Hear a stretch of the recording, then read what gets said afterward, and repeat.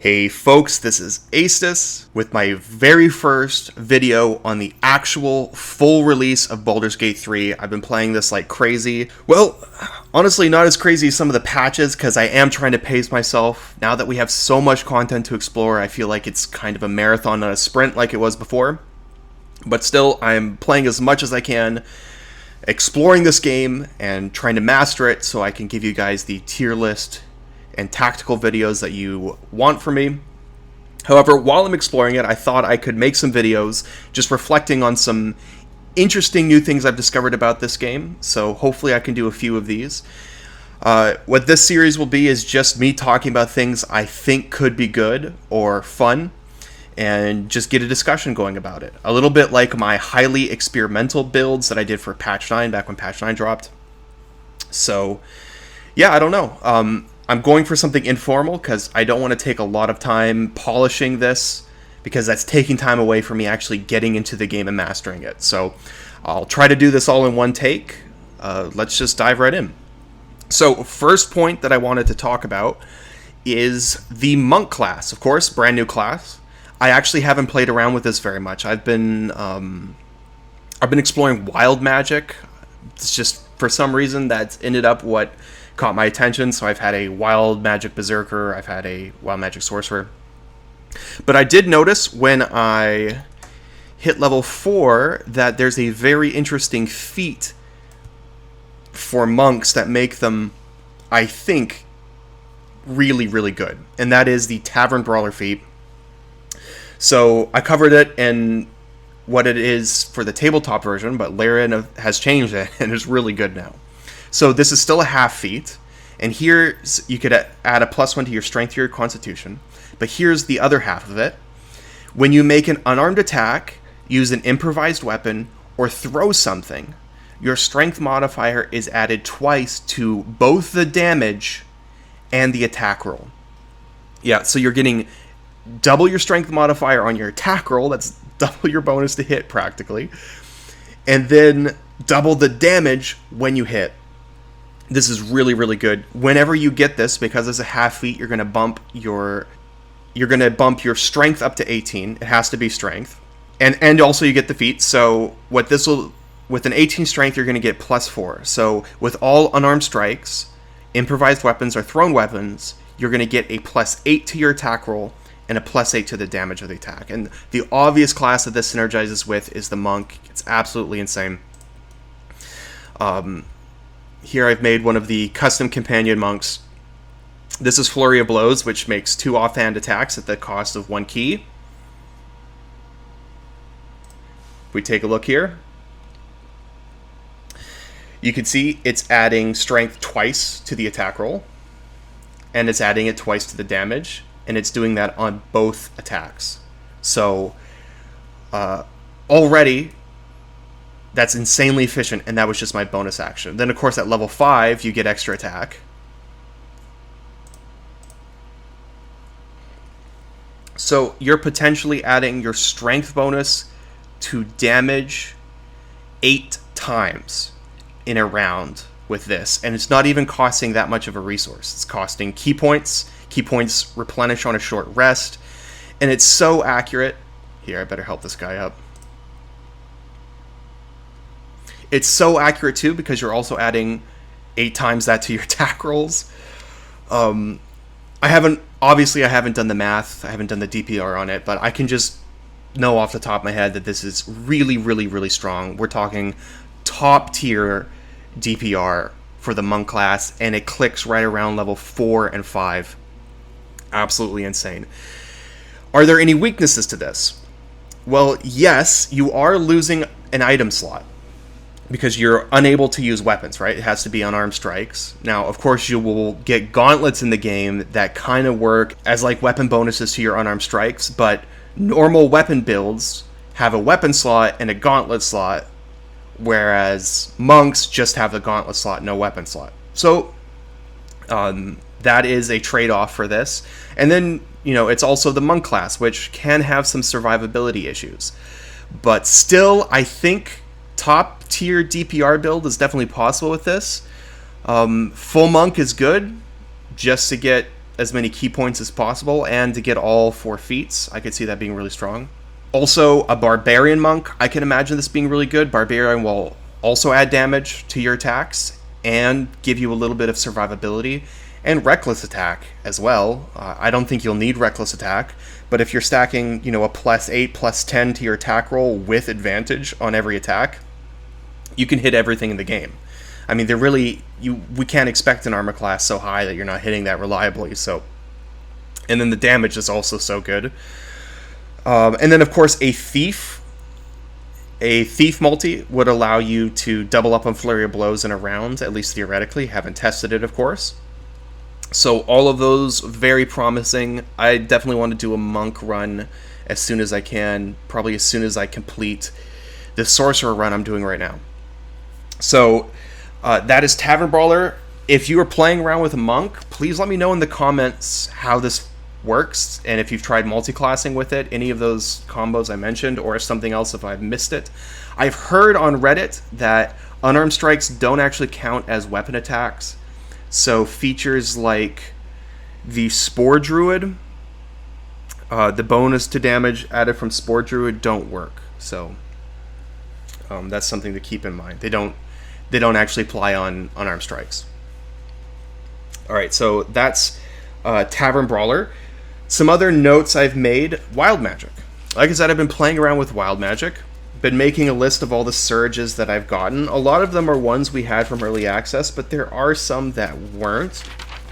For example, I had a surge that turned everyone within 9 meters into a cat or dog, which is pretty interesting. Mostly that is bad. Because actually when this surge happened, I was right around my team because I was kiting backwards, so my whole team was turned into cats and dogs, and none of the enemies were. But yeah, that's definitely something fun. I think that's the only new Wild Magic surge I've gotten. Some of the old ones that are confirmed, I procced the Summon Hostile Mephit. That happened. The Blurred within 9 meters, that happened. Fog Cloud cast on self happened. I did the flying for 2 turns. The swap positions, I'm really glad that one's still in the game. That one is really fun. And the enchanted weapons, and again, another one of my favorites. So those are some wild magic surges I've listed. If there's some others that you guys have procced, let me know in the comments. And then I've also been doing a wild magic barbarian subclass for Karlach.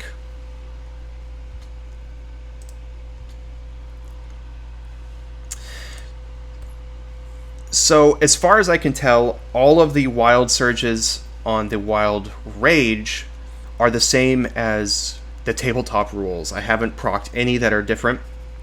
So I've gotten the Summon Flump, the Retaliation, I like that one quite a bit. The Bolt of Light I like quite a lot. The Difficult Terrain is really fun. The Thrown Weapon one, not quite as good. Doesn't synergize with Great Weapon Master the way I thought. At least it seems. I didn't look too closely, but I've noticed that the damage was low. I expect it's not proccing Great Weapon Master. I got the Dark Tendrils summon, so yes, all of those summons seem to be the same as in tabletop. But there is one difference, which is Larian has added the Magic Awareness feature to the class. This is a bonus action, refreshes on a short rest, and for 1 turn in this radius, anyone within range, allies or enemies, get to add their proficiency bonus to saving throws against spells. Now, obviously that's huge, but it's only for 1 turn, so you have to be able to predict when a spell is incoming. But I think, especially some fights in the game, it will be very easy to predict, and this just gives you so much durability against incoming spells for 1 turn. And it doesn't cost much in your action economy. It's a bonus action that refreshes on a short rest. So this is a really, really good feature, and really elevates the Wild Magic subclass into the, definitely the A tier, I would say. And kind of the competing with the Wolfheart Barbarian for the support oriented barbarian class.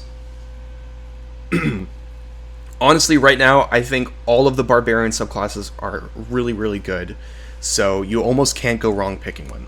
Now, one of the reasons I've been playing a sorcerer this run is I really want to try out the Flameblade strategy. There's a few things I'm testing with this. I want to know if Flameblade procs the bonus damage that you can get from the Draconic Ancestry. So I'll probably respec into Draconic Ancestry as soon as I hit level 6 on this build. If it does, that's adding quite a lot of damage to the Flameblade offhand with Circlet of Fire trick, and it makes the Sorcerer into a decent, low-resource DPR class. Obviously not competing with the very best classes, but for a caster, really good, reliable DPR round after round that does not cost your spell slots, which allows you to use your spell slots on those insanely expensive burst combos like triple casting fireballs or twinned haste and stuff like that. I think it's a really interesting concept. It's something I played around with on early access, and I want to see how it works on full release. However, I've hit a hiccup, which is I haven't found Circlet of Fire yet. I haven't completed Act 1, but it's in none of the usual places, so it seems like they've either moved it somewhere else or into Act 2, which is a big hiccup for this build. One of the things that made it so good is you could get this combo early, and early is when it actually shines. So if they've punted Circlet of Fire into the later levels of the game before you get access to it, Flameblade shenanigans are not nearly as good as they were in early access, so that's something to keep in mind. Other notes that I wanted to talk about. Tactician mode. Of course, I've been playing in Tactician mode. I don't think I will play on anything else for as long as I have this game. I've been finding it really fun. It's definitely more challenging. The big thing I've noticed is just a change in tactics, and also enemies seem to be a little bit more durable. I can't remember if they added hit points to enemies or not, but it really seems like they have. The hit points are definitely higher than they were in early access. So I don't know if the early access was just the normal mode and Tactician mode bumps up the hit points, or if the hit points are bumped up on all modes of full release. It doesn't really matter. I'm just finding the combat is a little bit more challenging. I got into some lazy habits in early access because I played through it so many times. And the fights were so easy that I was playing very lazy. And when I started playing lazy and Tactician mode, I did find combats going south. Not like reloading all the time going south, but definitely I would have to use more resources than I want to. So, yes, I'm really liking that. It means you do have to stay a little sharp for Tactician mode. I'm loving it, and I'm really hoping that the battles will get even more difficult as I get to higher levels. So, A+ for Tactician mode so far for Larian. Last note is crafting. I want to talk about crafting here. So you get this thing called an Alchemy pouch, which stores all of your ingredients that you can craft. And if you press H, you can see here, I can craft all kinds of potions, elixirs, grenades, coatings. Coatings are basically poisons and some weapon buffs, things like that. And some of these are really, really good. For potions, of course we know healing potions are good and potions of speed are good. And now you can get a lot of them. Like if we go to Karlach here, you can see she has 10 potions of speed. I just crafted these. One of the main ingredients for potions of speed is actually hyena ears, which you can harvest off of gnolls. And of course there's lots of gnolls to kill in the Rizza Road. So after clearing the gnoll area, I just made 10 potions of speed straight up. So that really, I mean, you can sell them. That's a lot of money if you want to sell them, but it also, if you're using these potions a lot, having, say, Sorcerer to Twin Cast Haste is maybe not as valuable, and that might affect the rankings of the classes. Really, I have to decide if I want to factor in consumables on the rankings of the classes. That's the big decision I'm going to be making in the future. Of course, they're in the game, so I should include them. However, I think it is likely that we will need to make a list of self-imposed rules to make the game more difficult. Obviously, we've already had that, even all through early access. The two big self-imposed rules I always talk about are you have to minimize reloads as much as possible, ideally never reload, and you have to minimize long rests as much as possible, because if you spam reloads and long rests like the game allows you to, then every option is equally good because you can clear every fight no matter what choices you make. So it completely dissolves the tactics of the game. So in order to maintain the tactics of the game, we need those self-imposed rules. And I'm wondering if vetoing or at least limiting the crafting and alchemy in this game might also be a self-imposed rule. Obviously, I haven't decided. I don't have the information to decide because I haven't tested this game enough. But you can let me know your opinion on that in the future. But just as another example here, my sorcerer has made 3 of these Elixir of Peerless Focus. So the way elixirs work is it's like an action slot. You can have 1 elixir per long rest, and it lasts for the full long rest, but you can't stack them. So if I have an Elixir of Peerless Focus, and later I want an Elixir of Heroism, the Elixir of Heroism will override the Peerless Focus. So only 1 per long rest, but they're really, really good.